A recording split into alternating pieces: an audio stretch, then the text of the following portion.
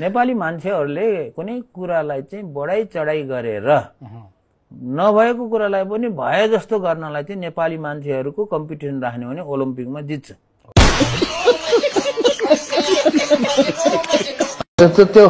त्यो जनरल कुरा नसोधा के ठोस कुरा सोधा। अनि हिजोबाट हजुरको बसाइ यतै छ त फेरि जनरल कुरा सोधे एकदमै चर्चा पाउनु भएको छ तपाईले के भन्नुहुन्छ यो विषय? मलाई थाहा छैन चर्चा गरेको कि गरेको छैन, मैले त्यो गरेको हेरेकै छैन। मेरो आफ्नो काममा व्यस्त भइरहेछ यो विषयमा के म आफ्नो काममा व्यस्त छु।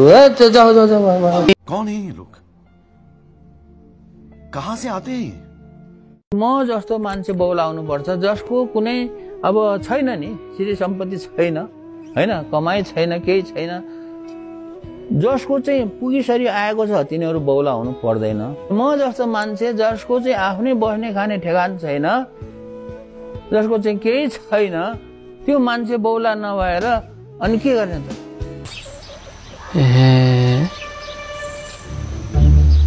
काका अनि मलाई त यो डाक्टर सम्बन्धी उपचार त त्यति राम्रो आउँदैन। मेरो खराब पानी छ, मेरो खराब।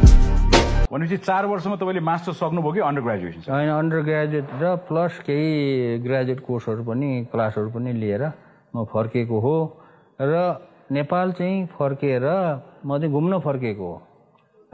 नेपालमा गएर केही गर्ने भन्न आएको चाहिँ होइन, घुम्न भनेर आएको हो। तर त्यसपछि घुमेको घुमे भयो, अहिलेसम्म घुमिरहेको। खत्तम। लुगाफाटा बेला बेला यसो किन्न जानुहुन्छ? लुगा नकिनेको त अहिले 32 वर्ष भयो। कोही तरिका है भिख माग्ने का?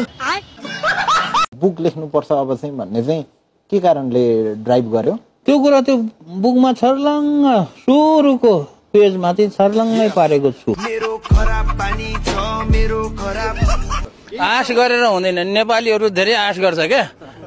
आफूले चाहिँ काम गर्दैन, आफूले काम गर्दैन, आश मात्र धेरै गर्छन्। युवाहरूलाई के सन्देश दिन चाहनुहुन्छ भन्दा जेसुकै गरौँ भन्ने सन्देश दिन चाहन्छु भने भन्नुभएको थियो। जेसुकै गर भनेर सुतिरह भनेको होइन क्या। आज आऊ देश बचाऊ भनेका छन् त जनताले यति बेला त। जनताले भने होला, जनताको बोल्ने अधिकारको कुरा हो। जनताले हामीले बोल्यो भनेर जनतालाई गाली गर्ने कुरा होइन होइन। अब राजा नआएको पनि त होइन, राजा त थियो त, 240 वर्ष 50 वर्ष थियो र नेपालमा राजा। अनि त्यति बेला के गर्यो त?